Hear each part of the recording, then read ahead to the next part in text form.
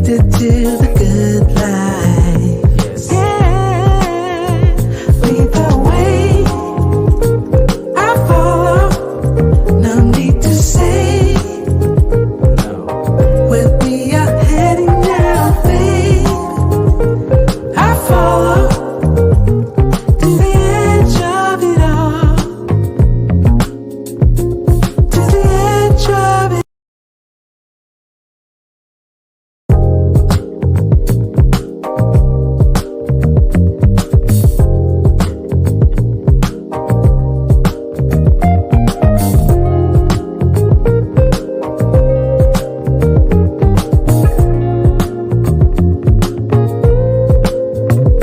In this moment, yes, I cannot say what's wrong or right. No, it's not hard to fool me. No, 'cause I'm addicted to the good life. Yes. Yeah, lead the way. I follow. No need to say. No, with me, you're heading now, babe. I follow to the edge of it all. To the edge of it.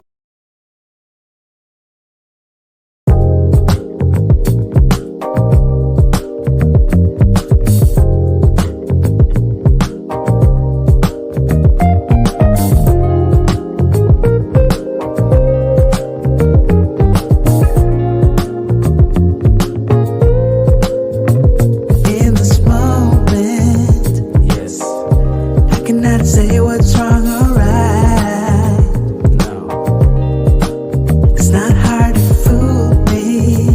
No, 'cause I'm addicted to the good life. Yes. Yeah, lead the way. I follow. No need to say. No, with me, you're heading now, babe. I follow to the edge of it all. To the edge of it.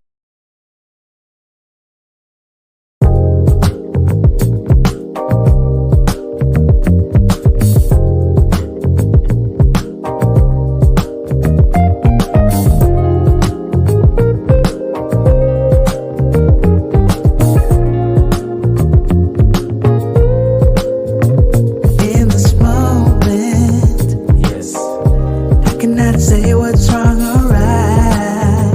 No, it's not hard to fool me. No, 'cause I'm addicted to the good life. Yes. Yeah, lead the way. I follow. No need to say. No, with me, you're heading now, babe. I follow to the edge of it all. To the edge of it.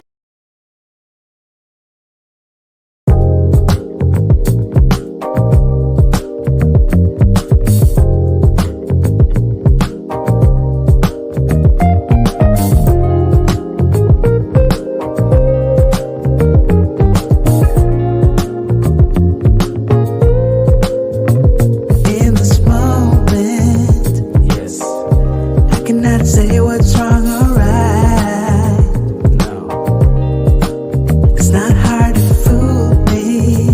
No, 'cause I'm addicted to the good life. Yes. Yeah, lead the way. I follow. No need to say.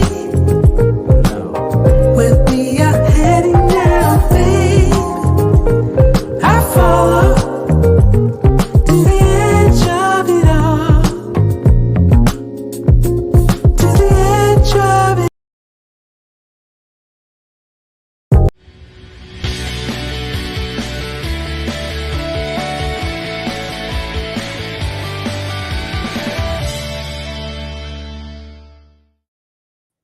What's up, guys? Thank you for joining us on another episode of the Waiting Table Podcast, where we have roundtable discussions about the hottest topics in weight loss with, of course, coolest people from the bariatric community.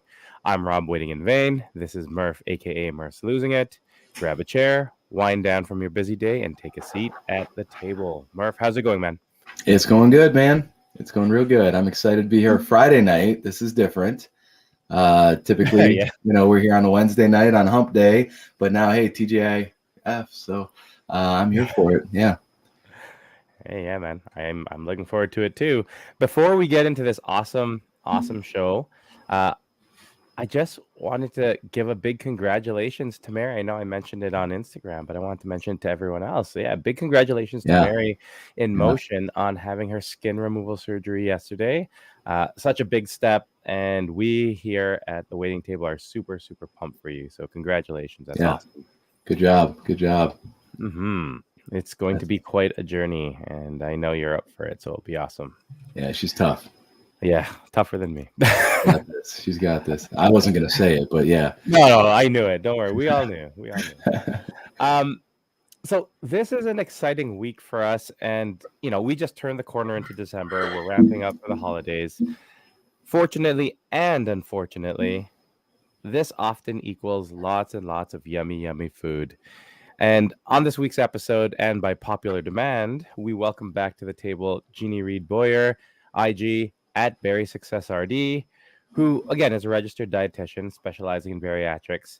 And along with helping us guide us sort of to keep on track during the holiday season, Jeannie will be sharing some really, really exciting news with all of us here at the waiting table. So, yeah, let's jump into it. Jeannie, welcome to the show. Woo-hoo. For having me. Welcome back. I'm so happy to be here again. Back, exactly. Welcome back. Yeah. Part two. I was saying on Instagram, we talked about doing a part two. I didn't think it would be this soon, but I'll take it. I'm so here for it. I'm excited and absolutely backed by popular demand. I know that was a fantastic episode. A lot of people, including myself, benefited from it. Mm-hmm. So we're excited to see what else you have in store. What's going on with Jeannie? That's so great to hear. Yeah. I will say this just to start off, just because last time we were not able to get all the questions in. If you have questions, start them now. Start them now. Start listing them now, and we'll get on top of them. But just throw in your questions in the chat, and we'll make sure we throw them at Jeannie. Yeah, for sure. Mm-hmm. Jeannie, we are familiar with you, obviously, but maybe not everybody else is or haven't seen the first episode. Give us a little background on Jeannie. Yeah, sure. So I loved food, wanted to be, I don't know if I told you guys this last time. I actually was going to be a chef. Like that was going to be my career, and was told go to college first. So I did that. And I was like, oh, you should study nutrition. I did that. And then they were like, oh, be a dietitian. I was like, I don't really want to do that. And so I just did what I was told and ended up working in the hospital and just not liking it, of course, and got to teach a bariatric class and was like, oh, this is where I want to be. Like, this is my people and what I feel like I could be good at and can make an impact. And so I just got lucky with that class and then found what I love to do. And so I've been a bariatric dietitian since 2004 or 5. And because of that, I've seen whatever that is, 18 years of the whole process. And the reason I even began to have an Instagram presence was because of the long term, because of the people that are 1.5 to 15 years out from surgery and don't have that connection that they had initially with their care team, with their dietitian. And it might not feel comfortable to go back to that person. So that's a little absolutely bit. Yeah, I had my surgery about 16 months ago, and I've only seen my care team once in in the past 16 months because they weren't much of a care team, and so a lot of the support and the advice that that has given me, you know, this boost and success that I've had has been from Jeannie and Rob and everybody here on Instagram. And yeah, so I'm glad you chose that, or whoever pushed you into that field. I'm glad, you know, they did that, because now you're here blessing us, you know, with all this knowledge, and I love it. Yeah. And if anyone hasn't gone on Jeannie's Instagram page, it's not just very informative, but it's very entertaining as well. You know, so Jeannie, you do an awesome job at this, and Rob does an awesome job at this as well. Yeah. My weight is history. It's just, you know, you give a lot of great information, but you do it in a way that people want to come back and listen and watch what you have to say. And it's awesome. It's very refreshing to see that, because I know that's just not where I am. I don't have the energy for that. And you guys do such a good job. So it's awesome. It's a great way to represent our community too. So that's awesome. Yeah. Very, very relevant information. Yeah. And the camera just loves you guys. So you guys, you work it, and it's great. I love it. Yeah. It's hard because when you're preparing for surgery, all the stuff is like you're sitting across the desk from the dietitian or the doctor, and you're getting papers and books, and it's overwhelming.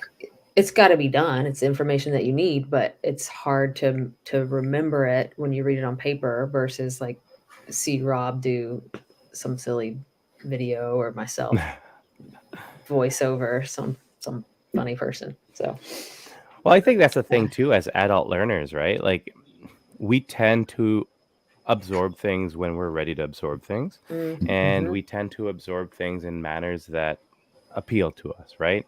And sometimes reading a pamphlet about eat this after your bariatric surgery when you're already very overwhelmed, it doesn't stick.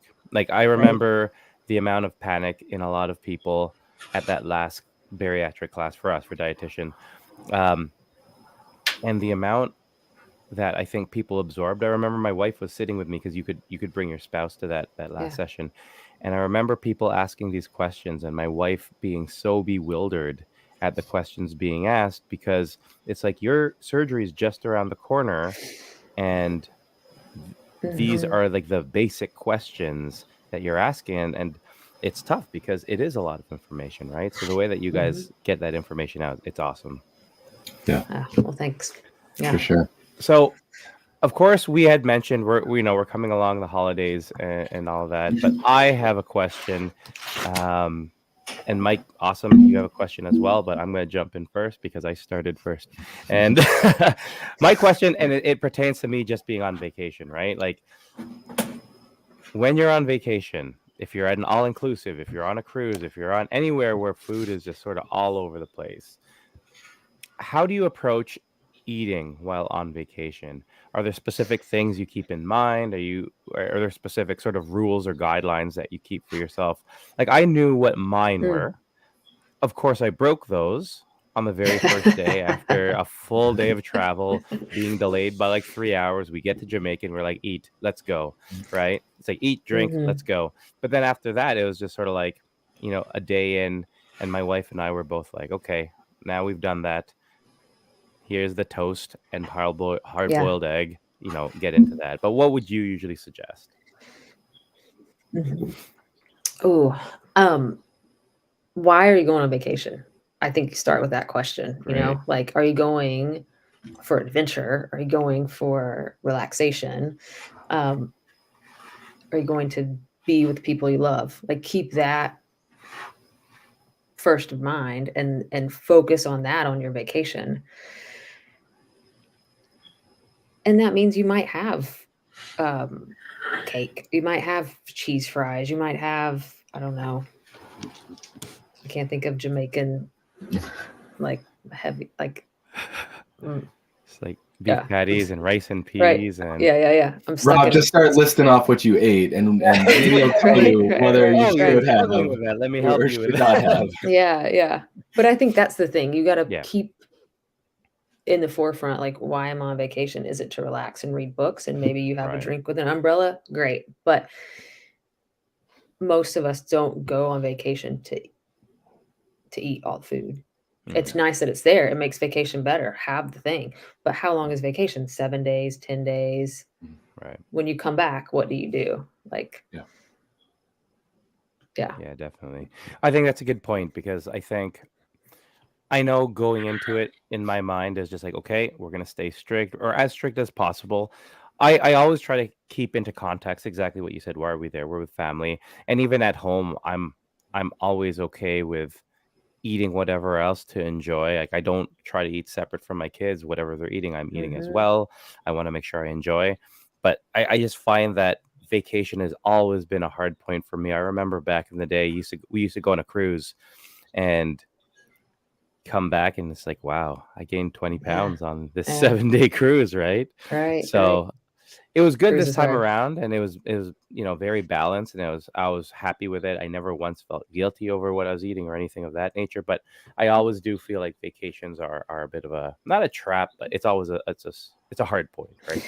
I think, and we can, talk about holiday season too. Right. It's the same thing going in. You think like, oh, like crap, how much ice cream am I going to eat? Or they're going to have too much food around, or I'm going to just relax, or I only get my grandmother's butterscotch pie. But zoom out, and this is 2 days, Christmas Eve, Christmas, and 10 days vacation. So Right. enjoy your vacation, but also think about why you're not there just to eat. Like, you're there to adventure, explore, relax, be with your people. Yeah. For sure. So, Jeannie, I'm just going to interrupt this right now, because I remember thinking this during the last pod, that as we were having this conversation, you'd be naming all these really good foods, and I would look at Murph's picture, and I could see him thinking about them. And then as you were starting your discussion, yeah, exactly. I see this little smirk on Murph's mouth. Little drool. Yeah. I mean, we associate, food, especially if you're going out of the country or something. You want to try, you want to try that Jamaican jerk or whatever, that they're serving up on the grill, and it's part of the experience. Right. But I think it's important to know. I mean, just because you're in another place, another country with different types of food, your consistency is what's gotten you to the point that you're at. You know what I mean? So if you want to enjoy those foods, enjoy them in moderation, or portion control is always huge. For me, I'm still a big foodie. I love food, and I just have to tell myself, the last bite's going to taste the same as the first, and vice versa. You know what I mean? It's like, just I want to eat that whole thing, but I know what it tastes like. I got the experience. I make exceptions for protein. Like if it's pure protein or something like that, I might take that last bite. Yeah. My nose starts to drip, and I'm like, oh, I ate too much, but it was protein, so it's okay, or I try to fill up on the protein first, and then, doesn't leave a lot of room for the fries afterwards or something like that. But, exactly. But because we're on vacation, we want to be happy, but you don't have to throw the whole, your whole consistency out the window, And you can think future, like you also want to be happy when you get back. You don't want to get back and be like, that was awful, and I feel awful for the next 2 weeks. Like, back and be like, that was a great vacation. The regret snowballs into depression for some of us, and you just keep going. I remember I already messed it up, so I'm gonna keep. Might as well keep going. And then Thanksgiving lasts 2 weeks, or Christmas lasts. For Thanksgiving, I had 3 slices of pie on one plate, and I thought to myself, like, I know I can't eat 3 slices, but I took a bite out of each one and then threw them away. I hate wasting food, but I got to try, the Dutch apple, the pumpkin, and the pie. You know what I mean? And it's like, all right, and I'm good. Yeah. So. Dad's Losing is on here as well. He just had skin removal surgery yesterday too, or the day before yesterday, I think. So kudos to him. We were just talking about Mary having skin removal surgery. So shout out to him as well. Do you want to go back up to Mike's question real quick, Rob? Yeah, for sure. And Mike, tell me how far out from surgery you are. Mike is 6 months. Okay. 6 months out. For those who can't see it on, I don't know if you typed it all up, Rob, for YouTube, but I can read it real quick. Yeah, go I know I should listen to my body, but why doesn't my stomach like digesting seafood or lettuce since surgery? Will these things change, or should I just stick with the food that agrees with him? Me. Yeah. Agrees with me. Yeah. Oh, that's hard. Seafood and lettuce are so easy and good for you, good protein, easy to cook. Yeah. Don't push it. Like it will get better. 6 months is still early and your stomach's still sensitive. But some people there's one thing, and you guys could probably say what your one thing is. They're like, no, I can't. It just doesn't work. And what's frustrating is it's not consistent. I can't tell you like, oh, everybody can't eat beef. It's like this steak doesn't work for you. That chicken doesn't work for you. Shrimp doesn't work, but fish does. So hopefully it won't be like that forever. But for right now, I would just stick with what you know settles okay. Yeah. I had a similar problem with lettuce, with salads and things like that. I couldn't eat them for a while, and I looked into it a little bit, and I talked to somebody, maybe it was on Rob's Monday night men's group or something, where I think the topic came up, something about salad lettuce, it just digests different and it takes time. And you could try different lettuce too. Sometimes I've had like you can do spinach and you can do iceberg and you can do radicchio and kale. We do HelloFresh. Do you guys have HelloFresh in the States? Yeah. Yeah. So we do HelloFresh, and I think because of HelloFresh, we have been exposed to a lot of different types of food. Like that was the whole point for us, is we wanted to get food that we wouldn't generally cook if it was just up to us.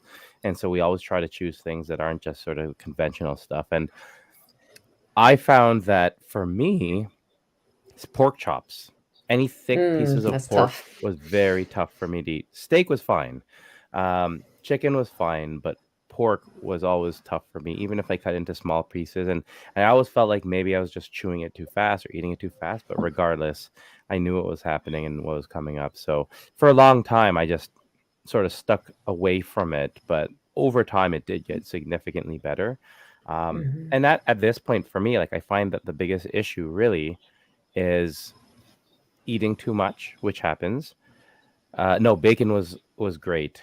Bacon was fine. There's no problems with that. But the other reason is me eating too fast, right? And I know when it's happening too, right? So oftentimes in the middle of my meal, I can catch myself and be like, okay, you were eating too fast, or you were drinking at the same time and you knew it was a problem. Now this is where you put everything down and sort of just sit for a little bit and let your body catch up and then get back into it, right? Because I found that was my hard parts now. Back then it was sort of like I didn't know what was going to come. I didn't know what the issue was going to be. Like I know Dad Loses It said he likes the restriction. You never know what you're going to get. And that was what it was like for the first year almost. But after that, I feel like you have a good idea of what works well with your body. And it's sort of like, okay, now you just need to recognize it and build those habits. Yeah. And at this 6 month mark, as you're where you can eat more texture, you can try most anything. But if you're going to get that feeling, and usually it's too tough, too much, too fast. Like those are the three. That's your like filter through. Oh, did I eat that too fast? Was it too tough, or was it just a bite too much? Yeah, I like that. Yeah. Very cool. Carrie says that she can't have rice. Oh, that makes me so sad. That's a common one. It is a very common one, and I was very scared of that being an Asian person, where rice is such a big part of our culture. Yeah. And I like using it for things like post-workout as well. But I'm lucky that wasn't the case for me. But I feel sad for you, Carrie. Yeah. Sending you a virtual hug for that one. Are there other holiday challenges or questions that either came up over Thanksgiving or that you anticipate in December? We talked about alcohol, I think, last time that Mhm, you're on the mhm. show. I know we all drink over the holidays typically, just to deal with the in-laws sometimes, or whatever the case may be. I think we talked about it in the first episode we did with you, but how do you? I think we talked about also drinking and eating at the same time, and you gave me some nuggets, that really helped me out with that. But what would you recommend for drinking, eating, same time type stuff, or wait 30 minutes is what a lot of people say, and then what is alcohol doing? Why should we monitor the intake? Maybe, I don't know. Yeah. 30 minutes is good. Like 30 minutes before, 30 minutes after is great. I think, and it depends on each person, but I think you can push it a little bit before, but wait that 30 minutes after. Alcohol, it is a simple way to put it, is just digested differently after surgery. Like it moves much more quickly. You could put somebody right next to me, same body, same weight. We drink the same amount, but she had surgery, I didn't. She's getting drunker a lot faster than I am, a lot faster. Just because of the way it doesn't have to go through the whole process. Like dad loses it, says, like, usually it's stomach, small intestine, into the bloodstream. After surgery, it's pretty much stomach into the bloodstream. What's weird and what people tell me they experience is it doesn't feel like your blood alcohol level will be elevated, but you don't feel that elevation like you did before, or it goes away quicker. So you feel that buzz and then it goes away. You're like, oh, I can have another drink, but your blood alcohol level is still elevated. So be super careful of any kind of driving. It's because you might feel okay, but you're not. And just like the vacation, if you are drinking more of the holidays, it's the holidays. It's not every day and beyond. Right. Which is, it's easy to let that be like, oh, I have this left over. I'll keep on drinking it. And that is the one time I would drink and eat. Like for the absorption.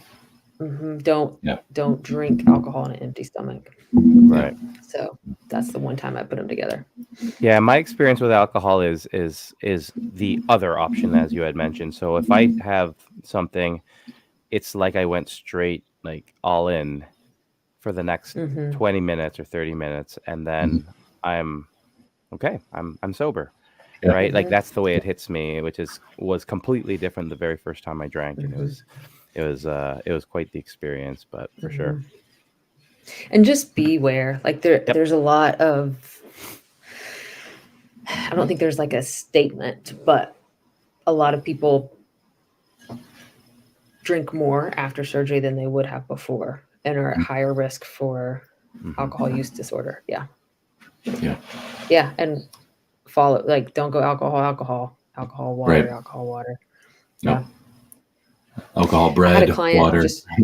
I had a client just recently who, because of that, not drinking and eating, she would go and have a glass of wine and then like, well, I can't, gotta wait 30 minutes before I want to eat, but I might want another drink. So she would just drink. And so with that situation, we're like, okay, you're gonna eat and then drink and then water, then eat. So yeah. All right, that's a good point. It's a tough one.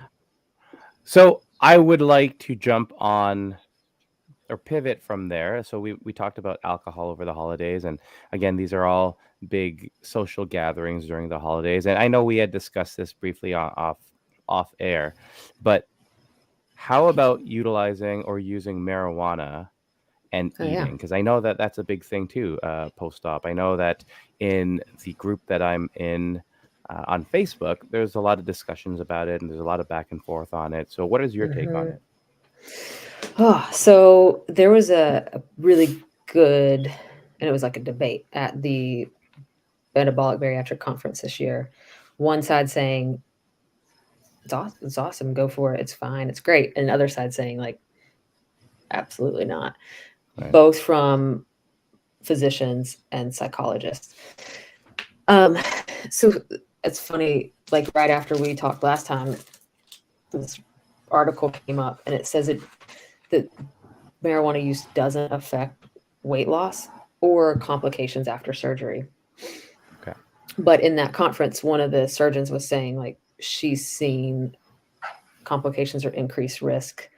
I'm not a surgeon, so I don't know. I can't remember what exactly. It was like bleeding risk or healing delays.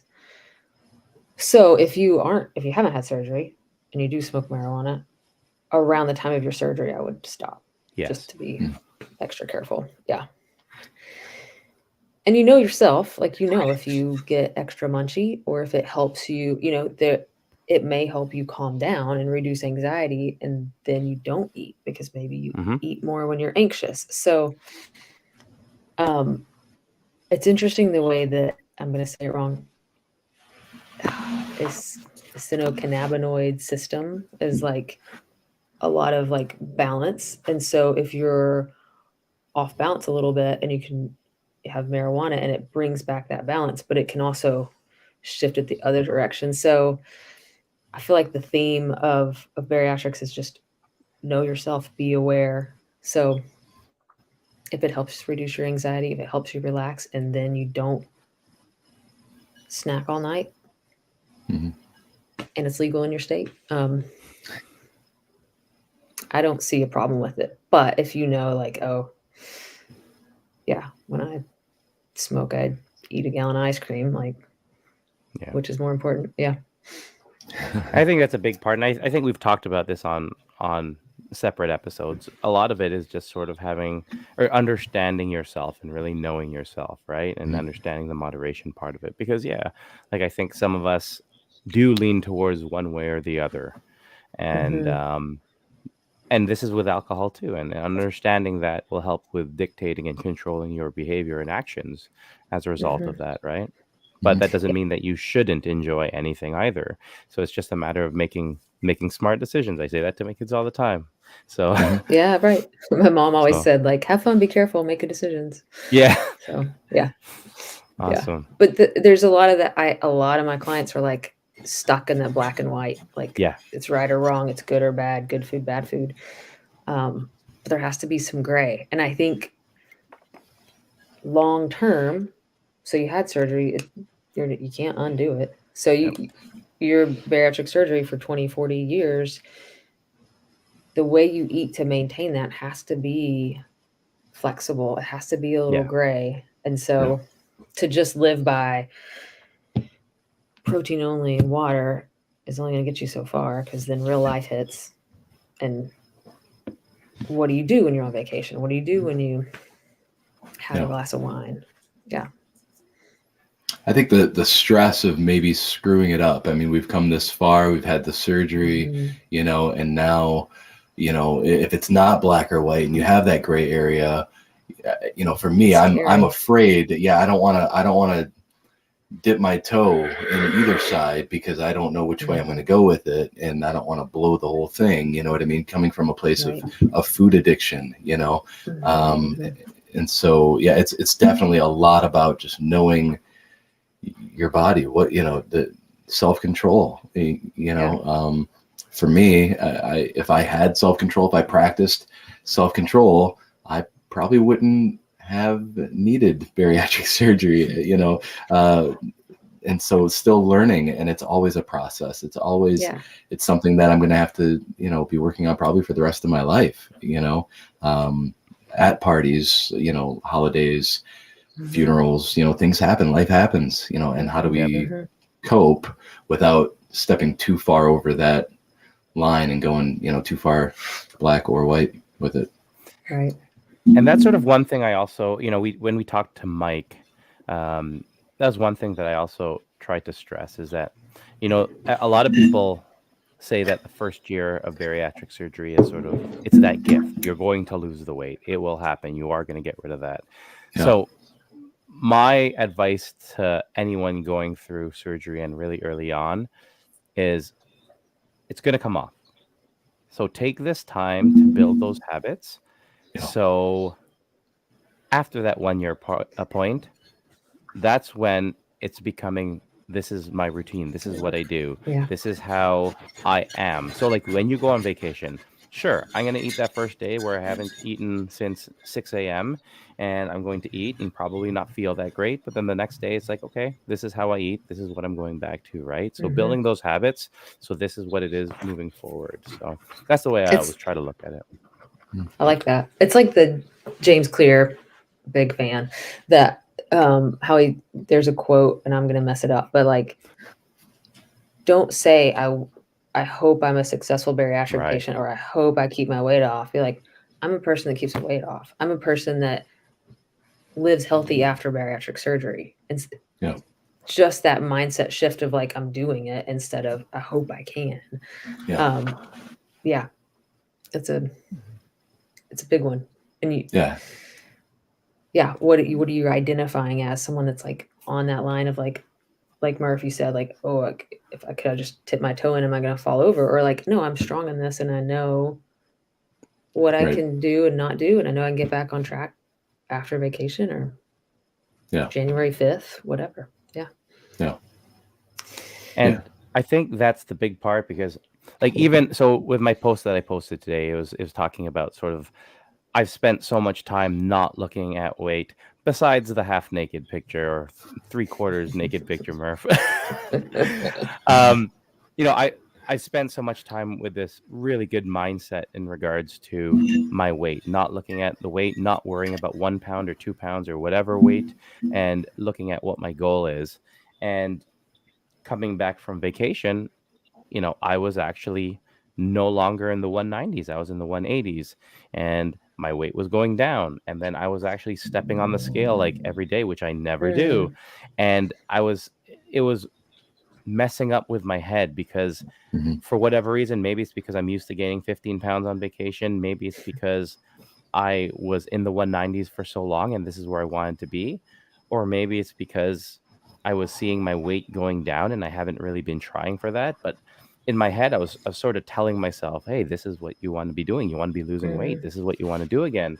And it's interesting because Dad Loses It, he asked a question in my comments and then he messaged me and was like, oh, there he goes. Here he is. And it was sort of like, he was just like, he was saying that this is an intervention, like stop thinking that way. Right. And it's true though, because these are all things we grew up with for the past how many years, X amount of years. Like this is the way our mindset was. And as much as we have been working on it, like I know with me, it's always an area where I always focus on.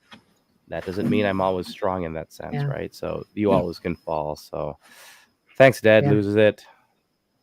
I may have said this last time, but I love the idea of you write down. So whatever your weight was, like 186, you just want to be in the 180s. You write that down and then write down everything that you're expecting to come with that.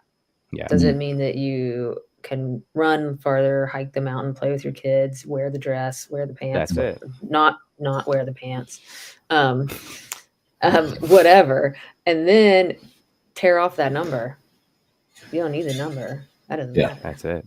Yeah.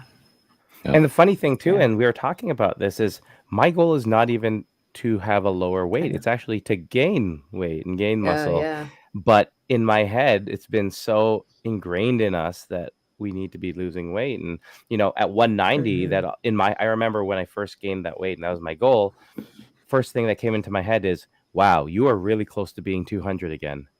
Right. And it's just like, holy crap. Am I going to end up being in my 200s? I worked so hard to get into Wonderland and like I'm purposely getting here, but I'm sort of skirting that edge. And that's such a good point, Dad Lose It, that you look like you lost weight was the best compliment we heard our whole lives. That 100% is, right? So it's no wonder that we are so skittish about that number and the way that it looks with us, right? And the way that it makes us feel. So absolutely. We have tons of stuff that we can talk about, but Jeannie, I wanted to make sure that you got a lot of time to talk about what your announcement was. Cool. I'm going So to answer Mary's question, go for and it. then I'll do that. Yeah. So she asked, do we need to be counting calories? And if we do, if so, how do we figure? You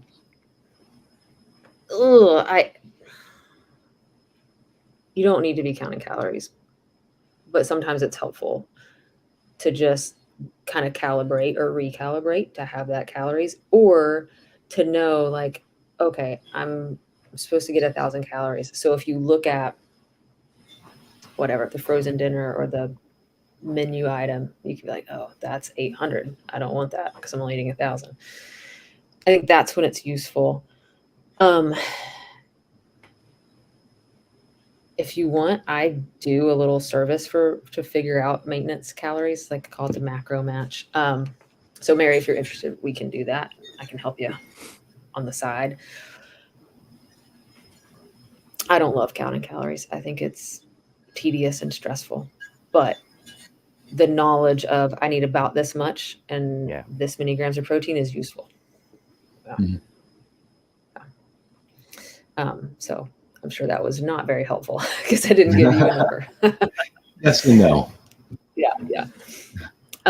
So my news is, and you may have heard it a little bit, next Thursday, I'm doing a masterclass. It's called Rewriting Your Weight Loss Surgery Future. And one of the reasons is, like I said early on, as time goes by, those basics, those rules that you're given aren't serving you fully. Like the rules still stand, but they're not helping you for the long term. And so in this class, I'm going to talk about how you yourself can make your own plan to determine your weight loss surgery future. And then I'll have an announcement at the end with a new service at a discounted price. So sign up for the masterclass. The link is in my bio. If you can't make it, you'll get the replay. And I'd just love for anybody to hop on. It will be interactive, much like this. Like type your questions, we'll chat, and you'll be on the way to rewriting your future. Is this something that you're also using at a clinic or somewhere else, or is this your personal? This is your brand. This is your thing. It's what's interesting is it's what I've seen and heard from patients, and I was working on it earlier and just kind of getting some research articles to back it. And there's one that I'm like, oh my gosh, here it is. It just says like exactly what I'm thinking about what patients go through when you regain weight and how that feels and what you're supposed to do about it, and all the unexpected things that happen that might, I don't want to say get you off track, but bring on those feelings of shame and guilt and I failed. But that doesn't have to be that way. Like you've got the tool, it's not going away. So if we can set up some support structures and some mindset, you're good to go. Yeah. And something that you just said, and Rob said it multiple times, and you've said it a couple times, and I say it a lot, is mindset. That, correct me if I'm wrong, I feel like your mindset when going into bariatric surgery, dealing with it being however many months or years post-op, if you don't have your head screwed on straight and thinking confidently or being consistent and creating a better mindset for yourself. I feel personally the numbers that I've put on it, this is Murph's case study. I feel like it's 90% of the battle, mindset. And then the other 10% is just that elbow bending and putting, you know what I mean? Like that's how I look at it. What would you say mindset, how big of a role does that play? And how much of that do you discuss in your masterclass? Yeah, in the class. I think it's a huge role. Like Rob was saying, that first year is kind of like the surgery's work. First year and a half. And beyond that is your mindset work. So in the course the class will go over a lot of mindset ideas and quotes and like actions that you can take to start to develop that positive outlook and realizing that you are in control of your future with surgery. Like it doesn't have to, if you do go on vacation, so this is happening before Christmas, you listen to the class and then you eat all the pie at Christmas, it's okay because you've got those tools and mindset to pick back up when you're ready. Yeah. Yeah. Would you say you is this just for bariatric patients, or could anybody benefit from this class? It's just for bariatric patients. But I think a lot of the ideas are applicable. So if someone, let's say a spouse or maybe somebody that's not ready for surgery yet, but is kind of wanting to see what it's like, I think it'd be Okay. great. Mm-hmm. Okay, so even before Like a surgery. pre-op. Mm-hmm. Pre-op, I think it's all right. important, because we kind of hinted, like you get all the directions before surgery. It's scary enough before surgery. You can see people on Instagram or Facebook or wherever, but once you get to that point of wherever it is, 18 months, 2 years, and it's like, oh shit, like it's not talked about a lot. So Yeah. to Yeah. get a glimpse of that would be great. Mm-hmm. Very cool. Very Yeah. cool. I might be out of questions. Rob, do you have any questions? No, I have a just couple. I reading. have a couple more. I just didn't want to. I was just reading to see if I know we were talking about DEXA scans. I know Oh, Mary yeah. was action about DEXA scan. Dad loses it. Talked about the importance of, how he thinks that Mhm. it should be mandatory for weight loss surgery patients.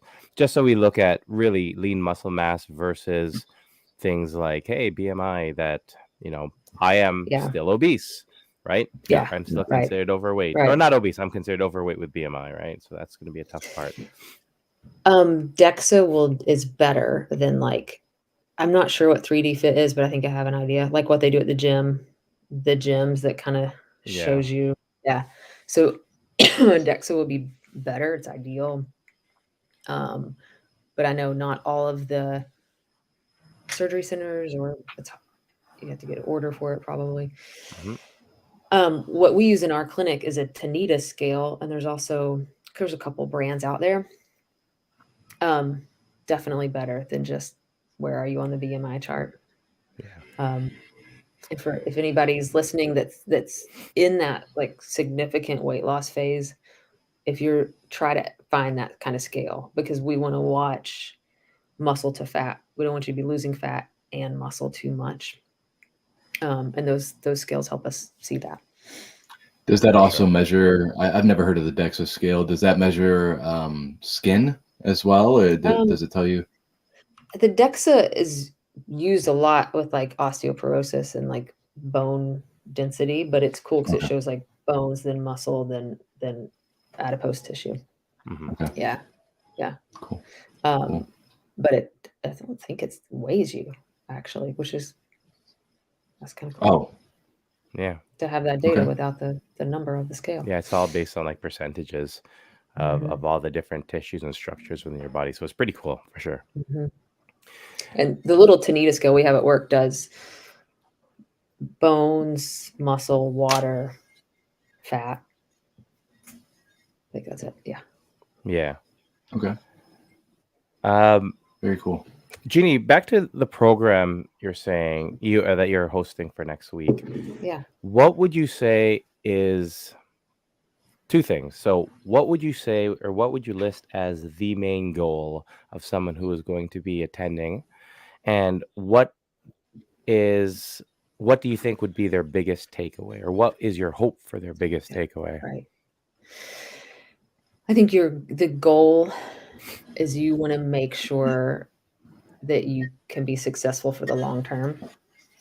And then the takeaway would be either you've got the tools, or you know where to go get the tools. Yeah. Yeah. For sure. And I think that's a big part of it, right? Understanding the resources you have available to you and being able to go out and utilize those resources. Mhm. Because right now there's just so many things. Like you have so Yeah. many resources available to you. We've spent the past couple of years doing everything from home. Everything's available to you, right? Right. Yeah. So And I think sometimes when people regain weight or they get years out from surgery, that going back to the clinic is just not an option for whatever reason. Shame, guilt, didn't really feel connected. They moved on, whatever. And used to, that was just like you were stuck. But now, with Instagram, with YouTube, with Pinterest, with like you can find some support, you can find some information, you can connect with people and get where you need to be. for sure. Mhm. And sorry, just in regard to, I don't know if you mentioned it. I don't think I caught that, but for the program, I know it is geared towards bariatric patients looking for long-term success. Is there a specific time frame that you would think it's most ideal for, or like someone like Mary, for Mm. example, she's very, very interested in everything in regards to maintaining and staying on track with things. She's 10 years out as well, though. So, like, Oh, what yeah. would be 10 is ideal? great.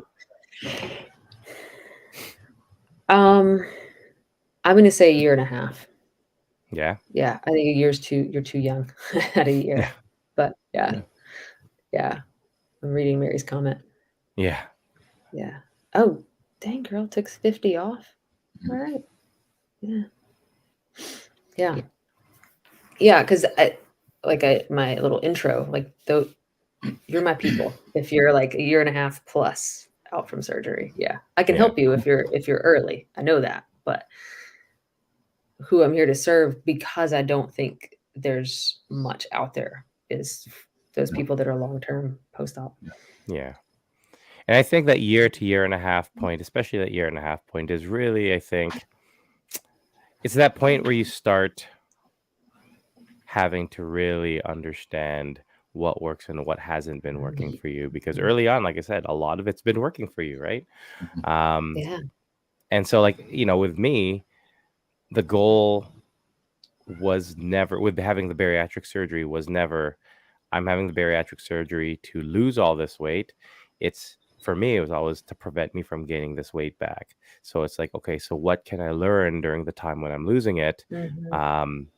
to make sure I never gain it back, right? And And you gotta so, learn for you. Like it's not yes, it, just having that list of do's and don'ts isn't gonna take you all the way into the future.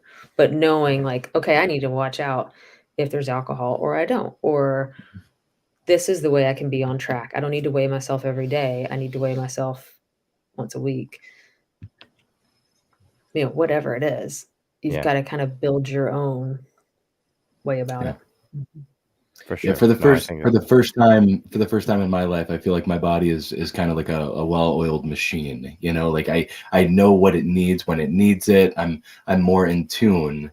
But Yeah. sometimes I wonder, like, do I need some carbs right now, or am I needing this protein, or should I have this, energy drink or this protein drink, and so still figuring it out. I lied. I'm actually 18 months out. I was just doing the math in my head. So I'm right there at that, Yeah. year and a half mark where, I can start fitting more food in my stomach, if I wanted to. I feel like my portion sizes are bigger. But should I? What do I? You know what I mean? Just because I can doesn't mean I should. And so I'm toying around with a lot of new ideas as of late, especially with Thanksgiving. That was Yeah. but yeah. I think what you had said is really important there, because you had talked about the fact that, the idea of a well-oiled machine, right? So you understand that, sure, you can have a lot of these things, should you? And so there's a lot more purpose with what you're eating. And it's Yeah. different if you just say, hey, I have to eat X amount of calories, but it's Right. just like, okay, well, I am working a 12-hour shift, Yeah. right? Right. Yeah. So And I tough. will require more energy. Right. So I am feeding this machine. I am Yeah. working Right. out. I require more protein to help with recovery. I Yeah. am, whatever the case might be, right? And I think that's Right. the big difference between a lot of people as they go on this journey and as they continue to learn about their dietary needs, is it's not, it can go a bit more in depth, or a lot more in depth actually. and it's No. just it's so individual to you. Yeah. Exactly. I mean, I used to tell people when I taught classes, like, you all may have had the same surgery, Yeah. but you're different people. Everybody is different. So the application is going to be different in the long term. So where can we sign up for this class? Yeah. How much does it cost? What time do I need to be where? Yeah. So it is next Thursday at 8 Eastern. So December 8th at 8. Okay. The link is in my Instagram bio. You just click there and click enter your email and you're good to go. Cool. So Awesome. totally And free. cool. Moving forward, are you looking at doing more of these sort of these workshop or masterclass type Oh, that's a good sessions, question. or We'll is see. this sort of okay, awesome. Yeah. So this is the first one I've done. I do a lot with Berry Nation, but this will be the first one I'll do on my own. So Cool. we'll see. Yeah. Cool. If I like it and you like it, we'll do more. I love the idea. I love masterclass sessions. Like I've done a lot Yeah. of mindset masterclass sessions. I found it's been very, very powerful, and being able to feed off of other people. So I think that's Yeah. amazing. Yeah. For sure. Cool. We are almost about done in terms of overall time here. Now, you did mention Berry Nation. Murph, did you want to share some really cool news? Yeah, we didn't talk about whether or not we're going to share that today. Now Okay, you- sorry. Yeah. If you'd like to. No, let's go ahead and share it. Jeannie brought it up. She mentioned Berry Nation. So yeah, we will not be meeting at the waiting table this coming Wednesday. We're just spacing it out a little bit because of the holidays and family stuff. So, but our next, and I believe would it be our last meeting at the table this year? No, we'll have two more. No, we're gonna have one more. Yeah. Okay, this is our last one of the year. No, we have another one after. Another one after that. Okay, so on the 14th, I see the time ticking down. On the 14th, Wednesday night at 9 p.m.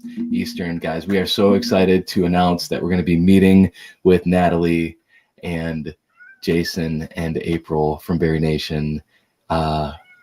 And we're going to have a Christmas party or something. We're going to do something fun. We're going to talk about Christmas, New Year's resolutions, and what to expect this next coming year.